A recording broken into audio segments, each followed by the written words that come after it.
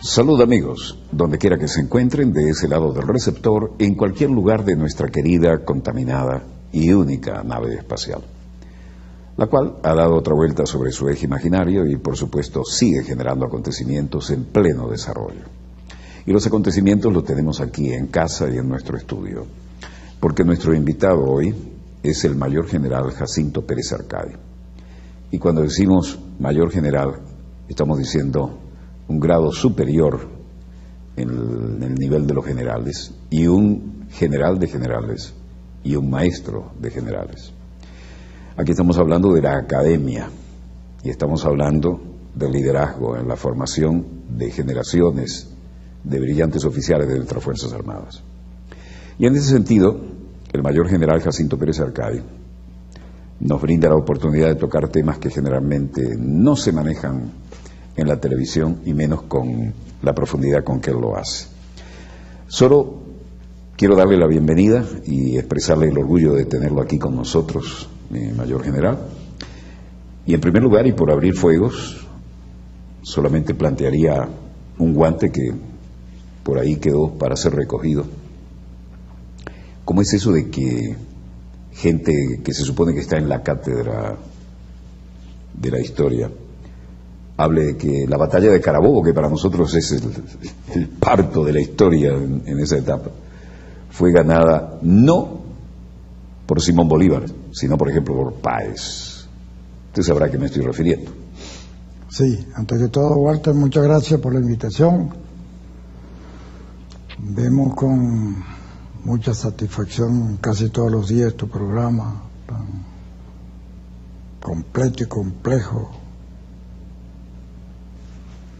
y tan necesario para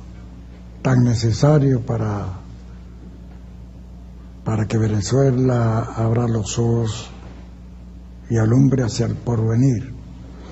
Respecto de esa especie de que Bolívar no fue el autor de la batalla de Carabobo, sí, yo extrañé que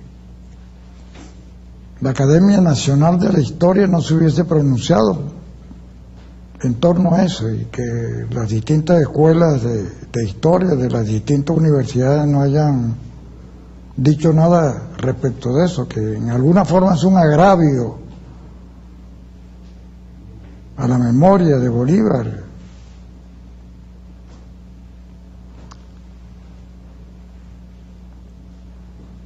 Pareciera que algunos historiadores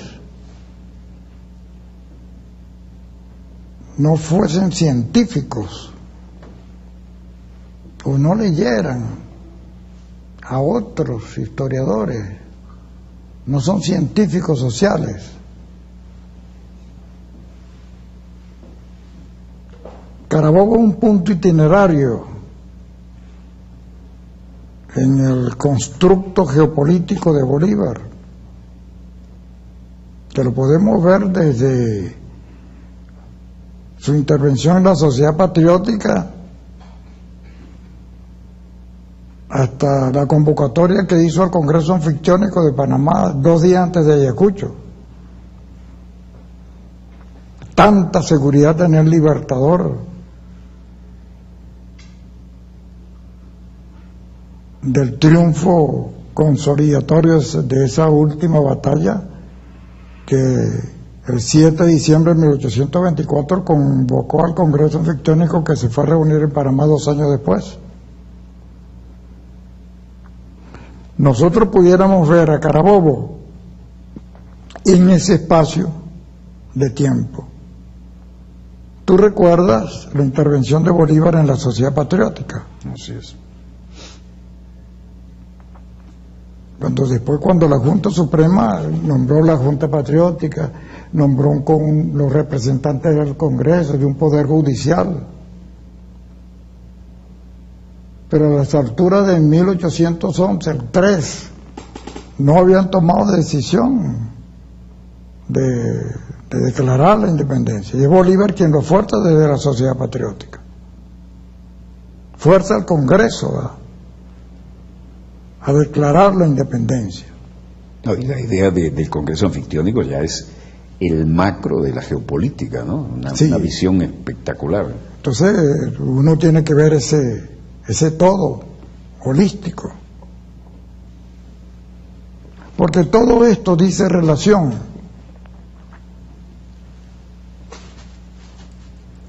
con un pensamiento antibolivariano, con un pensamiento anti-Chávez, con un pensamiento que niega incluso el pensamiento cristiano.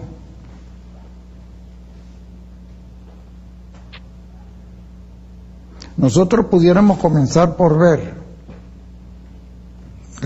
discutir esto dentro de un criterios holísticos.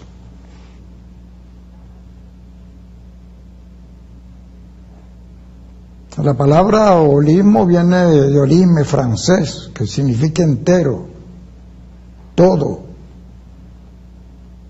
y que significa la evolución del planeta Tierra y del universo como un todo, el producto de una explosión cada día más creciente y acomplejante, que va de la materia inerte a materia inerte con vida y materia inerte con vida pensante. Dentro de ese todo nosotros pudiéramos ubicarnos como superorganismo estatal dentro del planeta Tierra, para poder comprender el constructo hipotético de Bolívar, que fue un genio y vio eso.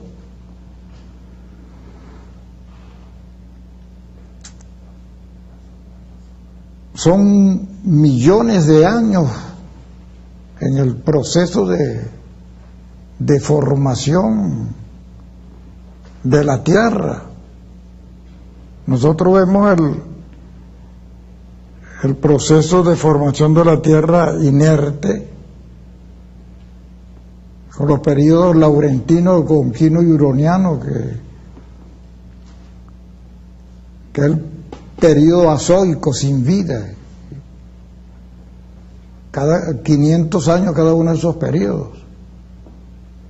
Y de allí el periodo cámbrico de la primera era hasta Triásico, Jurásico y Cretácico, que marcan luego la aparición del hombre después del Holoceno o Pleistoceno, que es en el reciente, donde llegamos nosotros, aparece el hombre. Que somos los recién llegados en el proceso. Sí, hay miles de millones de años antes de que apareciera el hombre de materia, es decir, vida pensante, pero no hemos salido de la etapa depredadora del hombre todavía, que es lo que comprueba Charles Darwin, principio de selección natural, que informa la teoría sobre el origen de las especies. Sobreviven los más aptos, los más capaces, los más fuertes y a veces los más pícaros, apoyados siempre por la mentira y por el derecho injusto. Y en eso ya podríamos entrar en la era política. Y ya estamos entrando en eso, y eso dice relación con la intervención de uno de estos hombres, pseudo historiadores, porque no manejan la verdad, pero que engañan. Y ya lo decía Bolívar, por el engaño se nos ha dominado más que por la fuerza. Y lo dice Ernesto Renan en Vida de Jesús: el pueblo cuyo espíritu es siempre recto es engañado casi siempre por los falsos devotos de la democracia, porque el pueblo no tiene la penetración suficiente para distinguir apariencias de realidades. ¿Y cómo es eso? Bueno, con una artillería mediática en todo tiempo, en todo espacio, en todo lugar y en todos los idiomas, el pueblo es engañado. Ahora, aquello de que no hay que dar por el pito más de lo que el pito vale, nos lleva también a estar atentos, ¿no? Pero uno se pregunta, ¿hay detrás de esto un deseo de devaluar a Bolívar porque la figura de Bolívar en los últimos años está totalmente imbricada con la figura de Chávez? ¿Es un juego de este calibre o sencillamente es una antipatria militante que aflora de diferentes materias? O las dos cosas. Cuando uno ve que hay personas que nacieron aquí en Venezuela, pero piensan, en este caso, en español, habría que analizar la personalidad de un hombre, la personalidad, la representación viviente del alma de un ser humano. ¿Qué cosas han influido para que un señor de esto, que se supone que es un historiador y debe manejar la verdad hasta ahora conocida, diga esa barbaridad? Porque lo peor no es eso, porque él, si lo dijera dentro del mito de la caverna, qué sé yo, ese diálogo platónico de Fedón o del alma, y se quedara con él, con su mentira, ok, pero lo dice en el país, y entonces engaña a los niños, pero los niños creen que eso es verdad. Los niños creen que eso es verdad. Magister Dixit, lo dijo fulano de tal, eso es verdad. Carabobo es expresión del triunfo de José Antonio Páez, y por consiguiente Venezuela fue libertad por José Antonio Páez. ¿Qué es eso? Entonces, esto está vuelto ¿contra quién? Contra Hugo Chávez, que dijo lo que dijo respecto del Libertador. Estos seres dicen por ahí que a Bolívar hay que bajarlo del pedestal. ¿De cuál pedestal? Si muchas veces nosotros no hemos conocido lo suficiente a Bolívar, si nosotros hubiésemos leído a Bolívar, si nosotros siquiera hubiésemos seguido los postulados del Libertador, que de puño y letra escribió su proyecto de poder moral el 15 de febrero de 1819, cuando pronunció su discurso que vale por 100 batallas, nosotros seríamos otra cosa, porque el proyecto moral tenía dos cámaras, cámara moral y cámara de educación. La cámara de educación comenzó por las madres de familia, la formación a partir del líquido amniótico de la madre, que es como debiera ser la formación, porque educar no es como una vasija que se ha de llenar, sino como una planta que ha de crecer desde adentro. Es la investidura. Entonces necesitamos psicopedagogos que se metan dentro de esa especie de aparato de relojería que son las instancias psíquicas del hombre que descubrió Sigmund Freud, por eso lo llaman el Copérnico de la psicología, que dijo que la conducta del hombre no es función de la conciencia, de lo que tiene internalizado en el inconsciente. Todo eso está implícito en lo que Hugo Chávez internalizó a través de su sacrificio en estos 13, 14 años de jefe de Estado. Fue un sacrificio de Hugo. Él siempre se refería a usted como a un gran maestro, en lo personal, lo sentía, lo transmitía visceralmente, ¿no? ¿Cuándo entra en contacto él con usted? A través de la cadena de mando, supongo, la academia. ¿Cómo se produce esa referencia y por qué esa referencia es explicable, ¿no? El alumno hacia el maestro, pero cuando hablaba de usted hablaba de general de generales, de formador de oficiales, la profunda influencia que usted ha tenido en el aspecto académico de las fuerzas. Bueno, yo tuve la suerte de conocer a Hugo Chávez en la Academia Militar. Los alumnos conocen más a los maestros que los maestros a los alumnos. Pues los maestros son pocos, los alumnos son muchos.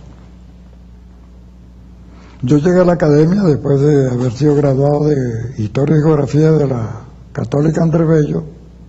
Ya había sido oficial de planta, de teniente, de capitán, y daba clases de mayor. Y entonces, en la Academia Militar de entonces, se había instaurado el Plan Andrés Bello, que daba posibilidad de que los alumnos vieran más hondo y lejos. Entonces, Hugo Chávez,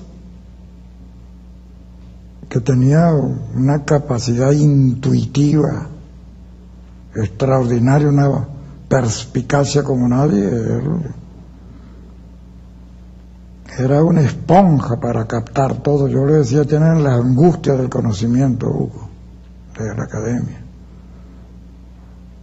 Y él siempre me seguía a mí. A veces yo andaba manejando y entonces estaba en un carro, estaba mi general, yo estoy detrás de ustedes, podemos hablar un poquito. Entonces, esos afectos, esa química entre algunas personas. En todo caso, él, en términos de temperamento, carácter y personalidad, que venía con la sangre, la genética de un guerrero maizanta, que no es poca cosa maizanta, como lo describió nuestro poeta Andrés Eloy Blanco, el corrido de Maizanta, el último hombre a caballo, de Pedro León Tapia. Cita que frecuentemente salía de la boca del comandante desaparecido, claro, ¿no? Un hombre, un Quijote también, Maizanta, peleador contra nadie en la batalla, peleaba por ideales. Esos ideales los heredó Hugo, completico. ¿Qué marca eso que paternalmente usted define como Hugo, ese oficial que lleva la impronta de usted como educador? ¿Qué representa desde su punto de vista, que ha visto pasar tantos oficiales, que ha formado tantos oficiales, la aparición de Hugo Chávez en el ámbito militar y luego en lo civil?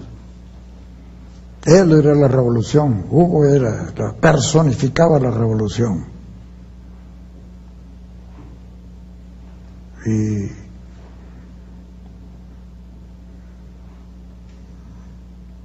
como yo dije, cuerpo presente estaba Hugo, y mencionando palabra de Libertador en una carta que se le atribuye a Bolívar dirigida a Fanny de Vilar, allá en Santa Marta, dice: Hugo le tocó la misión del relámpago, rasgar un instante las tinieblas, fulgurar en el abismo y tornar a perderse en el vacío. Él llegó a decir vini vidi vinci, como Julio César, vino, vio, venció y alumbró y dejó esto. ¿Y qué queda ahora? Ahora queda una responsabilidad histórica que nosotros estamos obligados a seguir, pero no con simples palabras, hay que ser con hechos, y lo fundamental es la enseñanza. Por eso yo insisto, es que si la revolución no es educativa, no es revolución. Pues tomemos a Bolívar, los códigos, los sistemas, los estatutos, los reglamentos, las leyes, relaciones necesarias que se deriven de la naturaleza de las cosas, como le dicen, las define Montesquieu en el espíritu de las leyes, son obras muertas que poco influyen en las sociedades, dice Bolívar en el discurso ante el Congreso de Angostura. Hombres ilustrados, hombres patriotas, hombres virtuosos constituyen la República. ¿Los tenemos? La pregunta sigue vigente. Está vigente. Virtuosos, patriotas e ilustrados, ¿los tenemos? No. Hay que hacerlo. ¿Cómo? Con la psicopedagogía, que es la ciencia de la educación, porque nosotros no podemos conducir un Estado, como dice Laureano Vallenilla, lance en cesarismo democrático, a látigo, no, te mete por ahí con el no, que el hombre de motu propio, desde adentro, tenga su propio motor, que le diga que debe ser solidario, porque la solidaridad es inherente a ese proyecto de socialismo, que conduce, ¿a qué conduce el socialismo como tal? Bien común, justicia social y seguridad jurídica. Bien común, felicidad, máximo felicidad posible, seguridad social y estabilidad política, está el bien común. La justicia social, desprendimiento de motu propio, de lo superfluo del hombre. ¿Qué tiene el hombre necesidad de tener tanto y querer más y más? El amor al dinero es raíz de todo mal. Lo que el amor une, el interés lo desune. ¿Vamos a seguir en ese camino? No. Entonces, ¿cómo hacer que el hombre sea mejor? El camino de perfección es el de las modificaciones favorables de la conducta de cada quien, y así el colectivo. ¿Y cómo se alcanza eso? A través de la educación, desde niño. Enséñese todo a todos, decía Cecilio Acosta, nada más y nada menos. La cartilla de las artes, la ciencia. Entonces, lo que está planteado es la enseñanza, mejorar la conducta de los maestros, conseguir mejores maestros que puedan hacer el hombre patriota, ilustrado y virtuoso, que decía Bolívar, siguiendo a Carlos II Barón de Montesquieu en el espíritu de las leyes, y a Jean-Jacques Rousseau en el contrato social, la virtud, porque si no hay virtud no puede haber democracia. Ahí está escrito en Rousseau en el contrato social. Si no hay virtud no puede haber democracia. Entonces, ¿cómo se hace el hombre virtuoso? A través de la palabra. ¿Y qué fue Hugo Chávez? Respondiendo a tu pregunta, Walter. Hugo Chávez personificó el Estado preceptor, él. Ahorita hasta le cuestionan de que se le dio el premio de periodismo a Hugo Chávez. Habráse visto. Habráse visto. ¿Hasta dónde hemos llegado nosotros? Se le cuestiona que se le haya dado a Hugo Chávez, que está bien muerto, el premio de periodismo. Si Venezuela es conocida ahorita en el mundo por Hugo Chávez, Hugo Chávez hizo la UNASUR. Si hay alguien, alguna persona que pueda ser el responsable de eso, UNASUR, la CELAC, Petrosur, Petrocaribe. Hugo Chávez se preocupó hasta de la gente del Bronx que tiene frío. En ese sentido era un cristiano auténtico, no de palabras, cristiano auténtico. Él lo sentía y se consumió, como lo dijo 100 veces, me voy a consumir en esto. Sinum sum aunum sint, hay una expresión en latín que dice, sean como sean o que no sean, yo no voy a permitir, decía Hugo, que al pueblo venezolano nadie lo vaya a apuñalar por la espalda. Conmigo pueden hacer lo que quieran, y lo hicieron. Y entonces, habiendo hecho Hugo Chávez, se merece Hugo eso, y que estos tiros contra Bolívar no son contra Bolívar, estos tiros son contra el proyecto de Bolívar, que en continuum siguió Hugo Chávez. Esa es la razón de ser de este manejo infame de la historia de Venezuela. Esa es la respuesta a la pregunta con la que abríamos este programa. Ahora, con su permiso, vamos a hacer un corte, porque así lo indica la pauta de la planta, y luego, después de este recorrido académico sobre los principios fundamentales, y no pocos, que usted mencionaba, vamos a aterrizar en la realidad de cuál es el legado de este hombre que los propios opositores, no avalando lo que usted dice, nunca dudaron en catalogarlo de el gran comunicador, por si no sirviera como argumento para el otorgamiento del Premio Nacional de Periodismo, ¿no? Sí, es insólito. Ellos mismos le decían el gran comunicador. Cambió todos los parámetros, además, y cambió la relación entre la persona que personifica el poder y el receptor del mensaje, que es la ciudadanía, ¿no? Sea de uniforme o sea de civil. Un breve corte y volvemos de inmediato con más acontecimientos en pleno desarrollo en esta especialísima ocasión en la que contamos con el maestro de generales, Mayor General Jacinto Pérez Arcay. Ya volvemos. El canal de todos los venezolanos.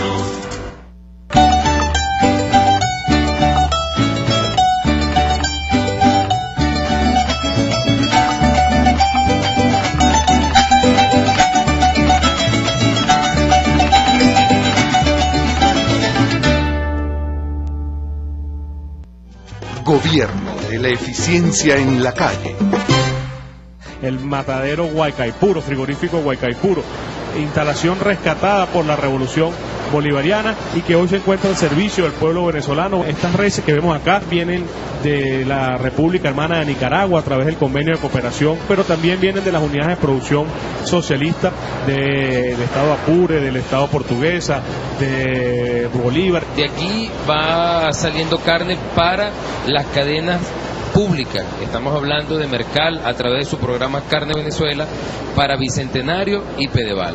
Casi el 98% de la población come carne por lo menos 2 veces por semana. El 97% come 3 y 4 veces al día. Eso es una cifra récord. Hemos alcanzado la meta del milenio y parte ha sido con producción nacional. Gobierno de la eficiencia en la calle.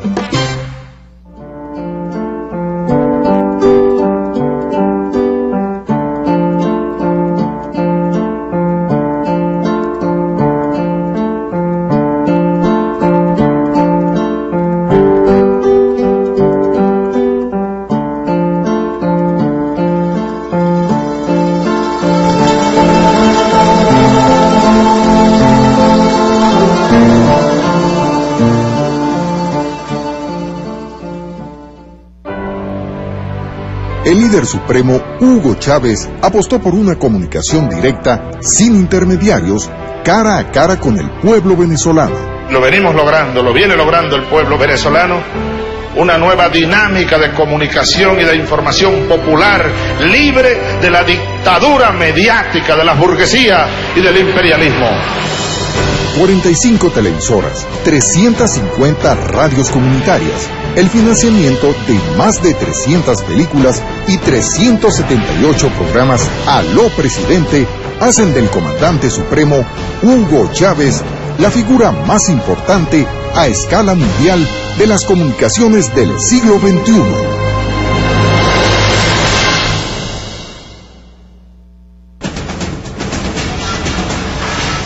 La semana próxima haremos la primera entrega de Venezuela Productiva Automotriz, cumpliendo estrictamente el orden que está establecido en la cola. Es decir, que como la gente se inscribió, fueron aprobados los créditos y la gente se le entrega precisamente los vehículos. La Fundación Cinemateca Nacional te invita en junio a disfrutar de las muestras de cine ruso. Aniversario de la Villa del Cine, Cine ASEAN, Indonesia, Malasia, Vietnam. El Festival de Cine Euroscopio 2013. Estreno de cine nacional y sábados y domingos infantiles. Solo en la red de salas de la Cinemateca Nacional. Visita nuestro portal web y síguenos en Facebook, Twitter y YouTube.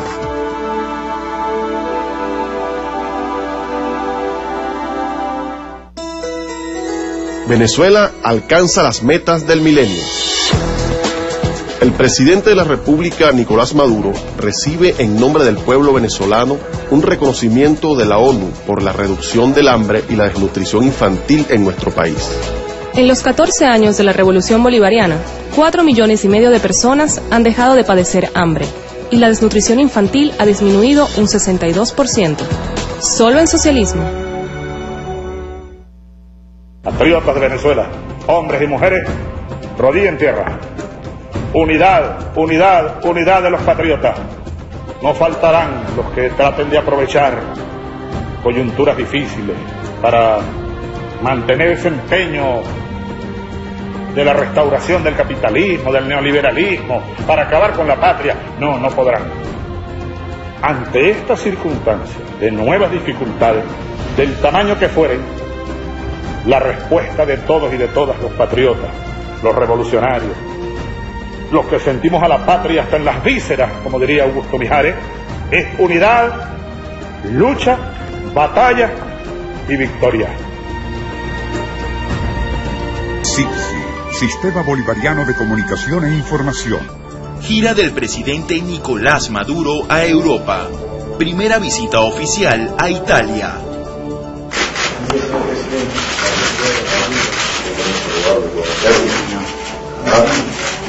Emociona mucho todo lo que se está haciendo. Muy bien, claro, me siento feliz de estar aquí. Todo de conocerlo. Gracias. El mandatario bolivariano propone al máximo representante de la Iglesia Católica impulsar acciones conjuntas para reducir el hambre y la pobreza.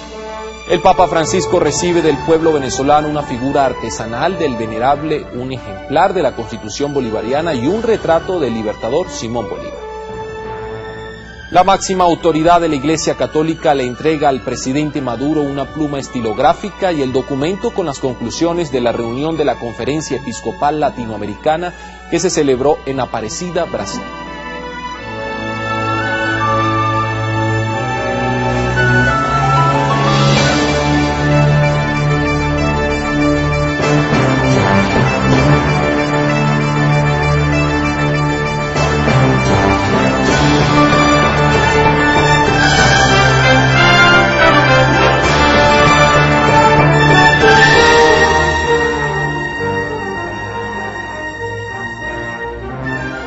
Gira del presidente Nicolás Maduro a Europa.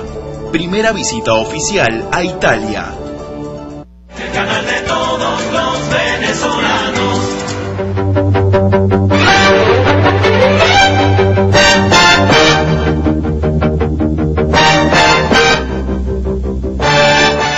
Volvemos con más acontecimientos en pleno desarrollo y no puede ser menos que eso, acontecimientos, cuando tenemos aquí al mayor general Jacinto Pérez Arcay.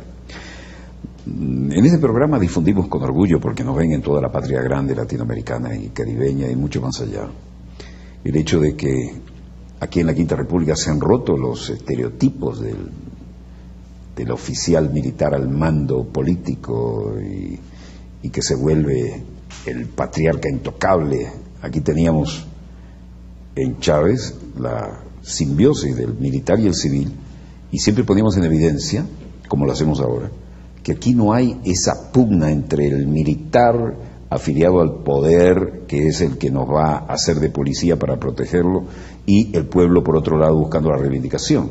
Aquí estamos hablando de un pueblo orgulloso de sus Fuerzas Armadas, que los considera el pueblo en uniforme, y a la cual no se necesita ser de una casta, de un apellido, ni de una procedencia de categorización social. ¿Cómo se logró eso acá? Es un proceso histórico, es un proceso histórico.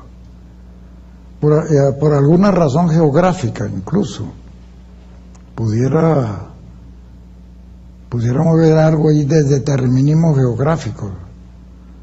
Bolívar decía que Venezuela era un vivac. Él siempre reivindicaba la vocación militar de Venezuela, ¿no? Sí. Pero ¿será que la guerra federal nos aplanó a todos o que acabó con las castas? Hay algo de eso, pero que está marcado por la geografía. Me interesa muchísimo eso. Lo dice en alguna forma Halford Mackinder en El pivote geográfico de la historia. Cuasi un determinismo para que el venezolano sea así. Llegó a decir Bolívar que Venezuela un cuartel, Colombia una universidad y Ecuador un convento. En todo caso, lo que debe marcar la evolución del hombre al final, es que los hombres sean iguales. Pero por ahora, yo lo señalaba en la cuestión holística de la evolución hasta ahora del planeta Tierra, estamos marcados por lo que dice Thornton Veblen, lo menciona lo menciona Alberto Einstein. ¿Por qué socialismo? No hemos salido de la etapa depredadora. Charles Darwin, con el principio de selección natural que informa la teoría sobre el origen de las especies, que sobreviven los más aptos, los más capaces, los más fuertes, el pez grande se come el chico. Eso está implícito en el hombre mismo. Nosotros vemos como los poderosos se llevan por delante a los más débiles. Eso era característico de la Cuarta República.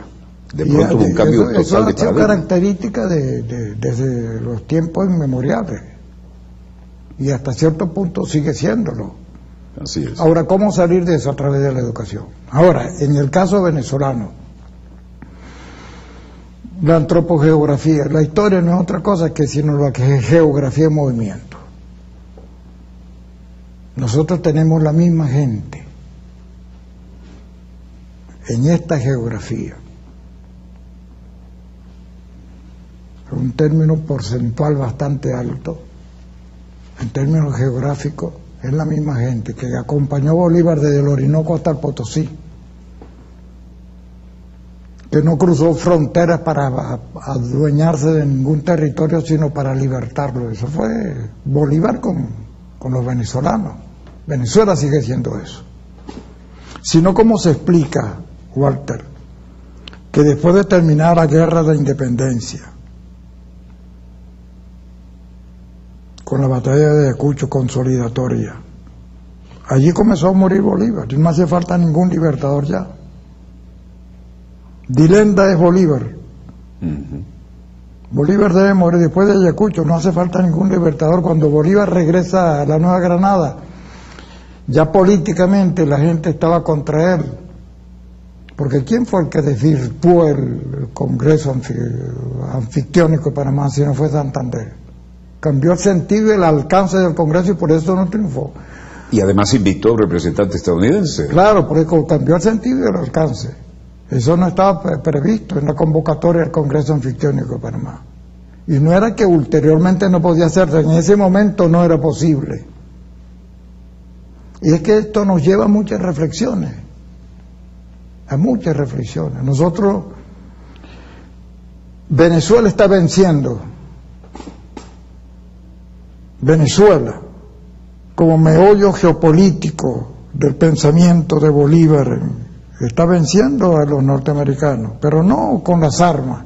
Nosotros no podemos vencer a Estados Unidos con la verdad, pero los norteamericanos no, es decir, no son los norteamericanos, el gobierno de norteamericanos no tiene respuestas éticas a los desafíos, a los retos que plantea la historia, como lo dice Arnold Toynbee. El futuro de la humanidad es función de las respuestas que nosotros tengamos, respuestas éticas a los desafíos del pasado. Estados Unidos no la tiene, los gobiernos de Estados Unidos no. Ellos se acabarán por implosión, no porque lo pueda vencer ningún otro imperio. Ellos mismos se están venciendo.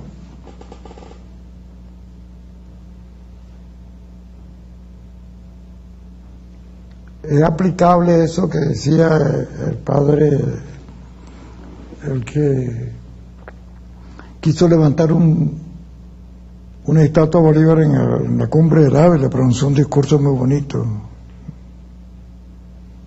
Dubuc. Monseñor Dubuc. Monseñor Dubuc. Véncete a ti mismo. Bueno, después de la independencia, que quedó en manos de dicotómicas de una oligarquía de derecha y de izquierda, en todo caso dominando a las patriecitas resultantes, que permitieron de que se instaurara la doctrina Monroe, que dejó de pertenecer explotada a su continente por Europa para ser explotada por el imperio norteamericano. Esas 13 colonias que pasaron el sistema Missouri y Mississippi, conquistaron el oeste, le robaron a México, Texas, Nuevo México, California, compraron la Luisiana. Cuyo lema era la serpiente y aquello de don't tread on me. Y sí, ellos fueron los que se dedicaron a hacer lo mismo en todo el subcontinente. Una etapa depredadora la doctrina Monroe. Y de Queen Adam. Bueno, nosotros no pudimos y todavía. Pero ¿qué manejaba Bolívar, la verdad? Lo dice en la Sociedad Patriótica, lo dice en Jamaica. Es una idea grandiosa, el 6 de septiembre de 1815, hacer del nuevo mundo una sola nación, con un vínculo que una las partes entre sí con el todo, caemos en el holismo. Lo dice Bolívar. Lo dice en la Sociedad Patriótica. Lo dice en Jamaica, lo dice en la convocatoria del Congreso Anfictiónico de Panamá. Podemos llegar por aquí a Carabobo. Porque fíjate, de la Sociedad Patriótica a la Carta de Jamaica en 1815 ha caído la República 2 veces. Cayó a manos de Monteverde y cayó a manos de Boves. Bolívar, ayudado por Haití, Alejandro Petión, las 2 expediciones a los Cayos que fracasan. Estamos en el año 18, no hay una definición entre el conde de Cartagena, Pablo Morillo y Bolívar, no, la batalla del Cemén la perdimos nosotros, no hay una definición. ¿Qué hace Bolívar? Que está en el teatro de la guerra de Venezuela, al otro lado del Orinoco.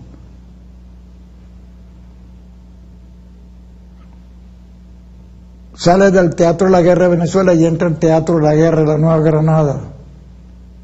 Concibe el paso de los Andes y lo realiza para volver con el efecto boomerang a Venezuela, con la voluntad política y la iniciativa a su favor. Riego y Quiroga ya en España han hecho una revolución de ellos allá, y eso ha favorecido al plan de Bolívar. Se firma el armisticio y el de la regularización de la guerra, 2 tratados. Pablo Morillo rehúsa conducir operaciones contra Bolívar. Yo no puedo, dice Morillo, sí, Mariscal Latorre, yo sí, y establece su dispositivo en Carabobo. Bolívar piensa, ordena una diversión encabezada por Bermúdez, que saque los hombres del infierno, son sus propias palabras, pero que rompa el dispositivo de la torre ahí en Carabobo, y lo rompe. Y otra diversión con Cruz Carrillo por Trujillo, y lo fija por el frente con Plaza y Cedeño, que van a morir en la batalla. No les deja más. Y hace un desbordamiento. Bolívar hace un desbordamiento desde la colina de Buenavista, un desbordamiento, corta al enemigo por arriba, lo envuelve y lo corta. Era muy difícil, pero lo hizo. Es un ajedrecista nato, digamos como Fischer, que le ganaba a las computadoras.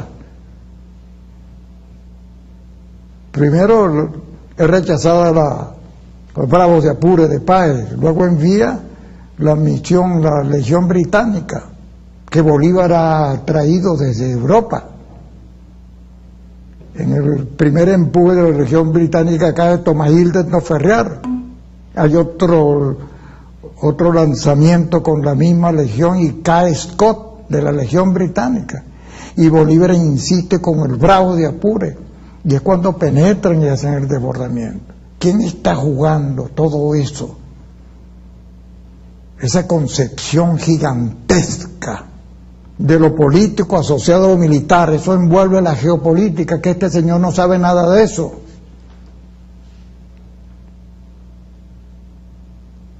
Tanto es así, al finalizar la batalla dice: ahora vamos a redondear a Colombia, y ha mandado a Sucre, o sea, la campaña del sur, que va a dar Pichincha.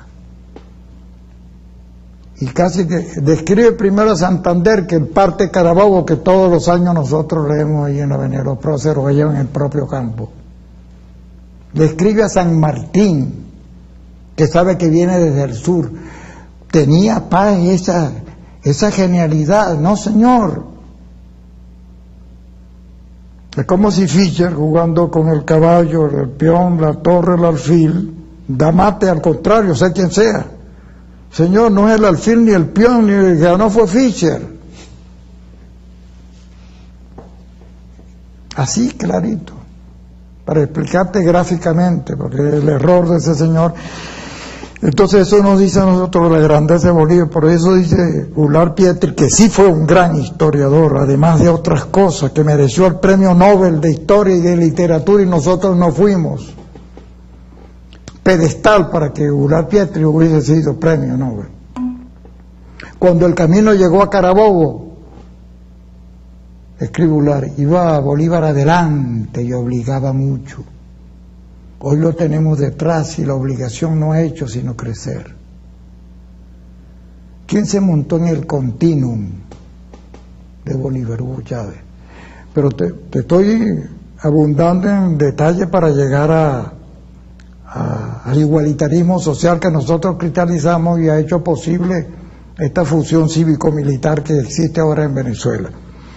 Después de la guerra de independencia, después de Ayacucho, la batalla consolidatoria, bueno, se disuelve Colombia la Grande. Páez con Venezuela, con la Patriecita, dividida. Santander con la Patriecita de la Nueva Granada y Flores con la Patriecita de Ecuador. ¿Pensaron en grande? No, simplemente cada quien agarró su pedazo. Bolívar está pensando en grande. Para Bolívar la patria era el mundo, como llegó a ser para Hugo Chávez, que no veía si el niño que tenía tuberculosis estaba del lado de Eurofrontera, pertenecía al Bronco, pertenecía ya, no. Porque caemos en Hugo Chávez cuando hablamos de la grandeza de Bolívar. Que una señora me preguntó ayer en el recreo, mira, ¿qué quiso usted decir? La transmigración rodoniana de Hugo Chávez. Yo le digo, bueno, es la metempsicosis, algo así, transmigración de las almas. Porque Hugo fue grande en el pensamiento, en la gloria, en la acción, en el infortunio. Y vino desde Cuba, ya le habían avisado que iba a morir. Vino muerto a decirnos, hagan esto. Volvemos al finalizar. Fue como negro primero. Sí, vengo a decirle a Dios, porque estoy muerto, hagan esto, únanse. Que no es fácil, pero tenemos que hacerlo como a través de la educación. ¿Pero qué significa eso? Cuando cada quien barra la puerta de su casa, la ciudad estará más limpia. Cuando cada quien barra la puerta de su casa, la ciudad estará más limpia. Pero no, que lo haga otro y otro no. Todo eso está implícito en Bolívar y Hugo Chávez. Entonces, ¿qué pasó después de terminar la guerra de independencia? Este país, la geografía de este país, que lo ha hecho un vivac, la etnografía, la antropología, dice en relación con lo que Venezuela ha sido, es y será. La guerra federal de Venezuela es continuum de la guerra de independencia. Los venezolanos no se quedaron tranquilos con esta separación, con esa definición de la obra de Bolívar. Y aparecieron por todos lados, como una hidra de 1000 cabezas. Hay que darle calor a la independencia de Bolívar. Casi que recordaban aquella expresión de Bolívar del 20 de enero de 1830. Nos decía, me ruborizo al decirlo, la independencia es el único bien que hemos alcanzado a costa de los demás. Pero nosotros alcanzaremos los otros bienes con inspiración, trabajo, gloria, algo así dijo el Libertador. Entonces aquí prendió la guerra federal, llamada guerra federal. Ebrios de gloria, los venezolanos hicieron la guerra federal, que trajo como consecuencia el igualitarismo social que no existe en ninguna otra parte del mundo. Aplanó social y genéticamente. Todo. La mezcla fue una melange realmente histórica, ¿no? Sí, entonces aquí la palabra negro no es despectivo, palabra de cariño. Negro, en Estados Unidos, despectivo, no. Aquí no es el principio de Dharma que define las clases, o sea, no. Aquí Lucinche era hijo de una vendedora empanada. Pero Andrés Pérez igual, y el otro, y Hugo Chávez, que fue el más grande de todos ellos. A ver, vamos en función de lo que hizo. ¿Qué es el CELAC ahorita, la UNASUR ahorita? Pero la cantidad de organismos donde ha contribuido a crearlos por un lado, y por otro lado le ha cambiado el mapa. Y siguiendo a Bolívar. A la palabra solidaridad, ¿no? Entonces, ¿cómo tumbar a Chávez si no tumbó Bolívar? Bolívar no hizo Carabobo. Esta república no es función de Bolívar, sino de Páez. Entonces tumbó Bolívar y tumbó Chávez. Tumbó el proyecto de Páez. Tumbó el proyecto de Chávez. Suponiendo que hubiera detrás de eso un talento, esto sí que es el talento sin probidad, ¿no? Es un azote, como decía Bolívar. Bueno, entonces de allí viene la Unión Cívico-Militar nuestra, viene de allí, porque desde el punto de vista de las vocaciones, el imperativo radical del ser soldado es otra cosa. Los que nacen por un ideal, mueren por un ideal y matan por un ideal, es el ser soldado, la gloriosa carrera de las armas. Esa es otra cosa. Sigo la gloriosa carrera de las armas. Solo por obtener el honor que ellas dan, libertar a mi patria y merecer las bendiciones. Esos son los glóbulos blancos del superorganismo Estado. Ahora, pero esos glóbulos blancos son los que se tienen que comer lo maligno, además. Lo maligno, frontera de afuera, pero no frontera adentro, porque sería, por eso Bolívar decía, el ejército, las fuerzas armadas son para defender la frontera, desgraciado soldado que mueve sus armas contra sus propios ciudadanos. La maldición de Bolívar. La maldición de Bolívar, que Hugo Chávez la cuestionó aquí muchísimo. Entonces, se maneja eso con mucho cuidado, con pinza, pero vamos por el camino. Hugo dijo, yo no veré los cambios que estoy propiciando, pero en los ojos de quienes los vean palpitará mi sangre. Está hablando de los hijos, de los hijos, de los hijos. Hugo sembró aquí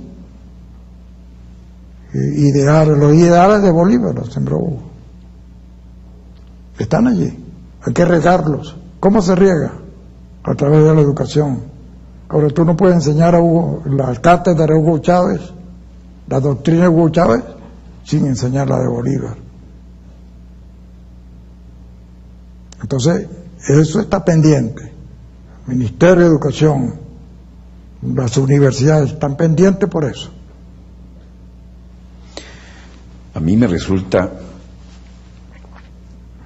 impresionante el recorrido que acabamos de hacer, guiado por su vocación evidente de formador de oficiales, de pedagogo, de hombre hambriento de conocimiento y que no ha dejado un minuto de causar influencia sobre diferentes generaciones de oficiales de todos los componentes de nuestras Fuerzas Armadas y no pocos civiles, ¿no? Y quiero decirles que de todo lo que yo pensaba preguntarle, todo se me ha quedado en el tintero, porque era criminal interrumpir la línea de pensamiento con que usted nos ha ilustrado, ¿no? Yo quiero decirles que a nombre del equipo me siento honradísimo de tenerlo aquí, porque sé y recuerdo muy bien lo que decía este hombre que todavía no hemos terminado de hacer el duelo, ¿no? Y cuando lo nombramos se nos hace un nudo. Quiero decirle que, como él lo decía, ¿no? Usted es el maestro, el general de generales, el que ha formado a tantas promociones de oficiales y ha derramado eso sobre el ámbito civil en la medida en que ha tenido acceso a los medios de comunicación y se ha visto lo que tenemos ahí. Entonces quería agradecerle mucho a nombre del equipo y de nuestra audiencia el tiempo que nos ha dedicado, que ya toca a su fin. Nos queda máximo 1 o 2 minutos para que usted, si nos hace el honor de redondear, ¿de qué sirvió este programa? Bueno, muchas gracias, Walter, por esta invitación. Sirvió en alguna forma para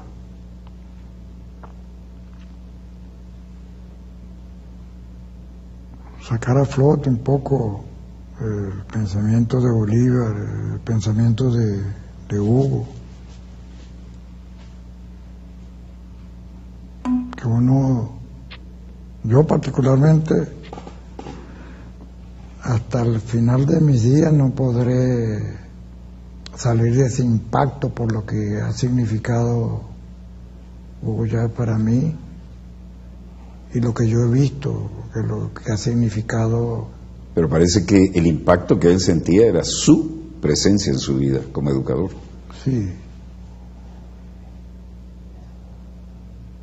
Entonces,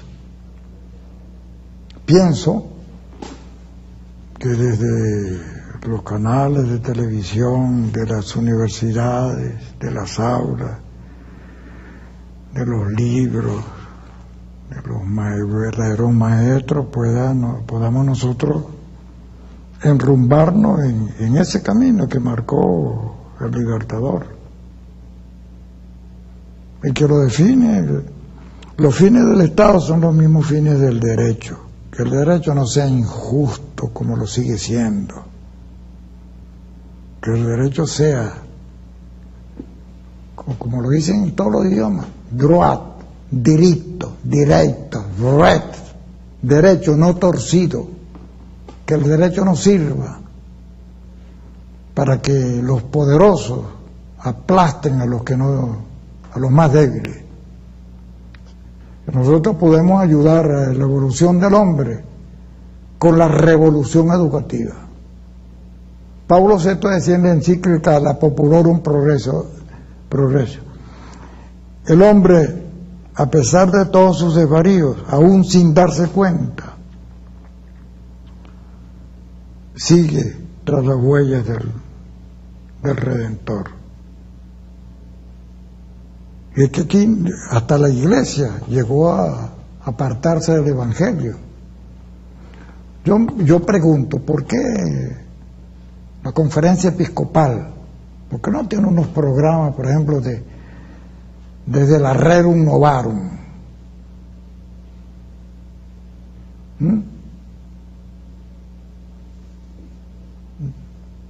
Quadragésimo anno, Populorum Progressio, Mater Magistra, Divini Redemptori, el esplendor de la verdad, para que enseñen. Veo que se las recuerda toda y cronológica. Lo que realmente es eso, lo que es la vida de Jesús de Nazaret, el más grande de los revolucionarios que hemos tenido. ¿Cómo se llamaba Bolívar? Simón José Antonio de la Santísima Trinidad. Entonces, era devoto de eso, no tenía que hacerlo referencia. Ahí está en Perú de la Cruz, en el diario en Bucaramanga, el cristiano que palpitaba en Bolívar. ¿Qué dijo? Una sola expresión de Bolívar: quisiera tener una fortuna material que dar a cada colombiano, para el colombiano toda América, para él. Pero no tengo nada, habiendo tenido todo, siendo uno de los hombres más ricos. Cierto. Solo tengo un corazón para amarlo y una espada para defenderlo. ¿Qué es eso? Es el auténtico cristiano, el auténtico socialista. Bueno, mi mayor general, con esas palabras creo que es la síntesis perfecta para cerrar el mensaje que hemos pretendido compartir con todos ustedes, donde quiera que se encuentren de ese lado del receptor. Esto son las Fuerzas Armadas de la República Bolivariana de Venezuela. Este es el espíritu de un general de generales, de un maestro de oficiales de todas las categorías, como lo decía el propio Chávez. Y conocer esa etapa, esa fase, de dónde proviene el hombre al cual hablábamos y el formador de hombres que es mi mayor general. Es por eso que he querido hablar poco y oír mucho para compartirlo con ustedes y ver de qué madera están hechas las Fuerzas Armadas de la República Bolivariana de Venezuela. En nombre del equipo que me honro en dirigir, queremos agradecerle el tiempo que ha compartido con nosotros y el mensaje que queda para este y para todos los tiempos. Muchísimas gracias. Gracias a ti. Disponga usted de las cámaras, señor director.